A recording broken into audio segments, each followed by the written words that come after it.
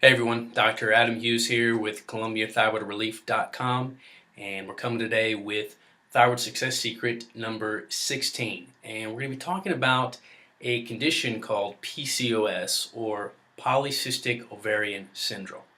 Now, this is a syndrome that is very common, and it usually can affect up to 5 to 10% of all menstruating women. So it's a very, very common condition.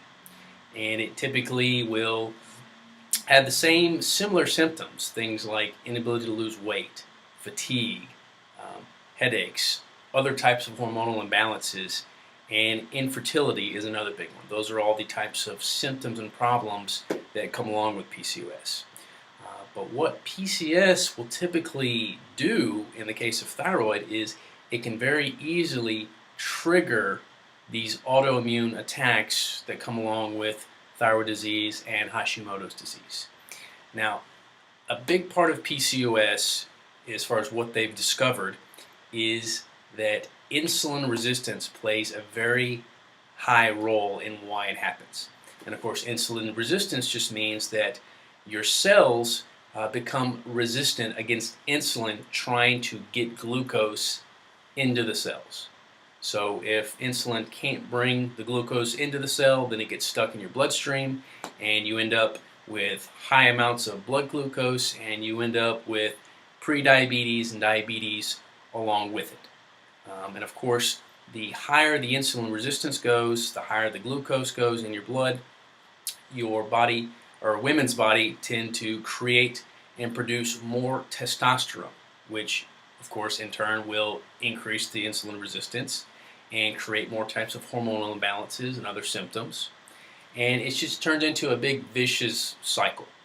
And through all of it comes more inflammation and more triggers that can stimulate these autoimmune response and these inflammatory patterns in your body, which make it really hard for your body to heal or to create the type of metabolism that you want. So PCOS and thyroid conditions can be very similar, and they can often trigger one another.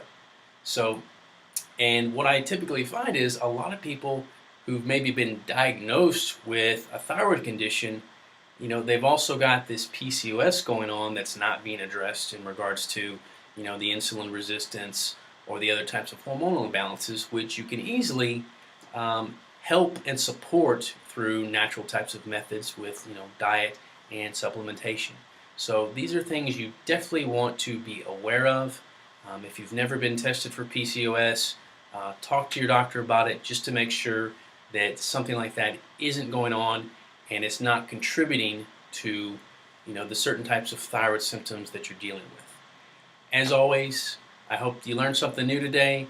Please feel free to give us a call if you have any further questions, and I'm looking forward to seeing you soon.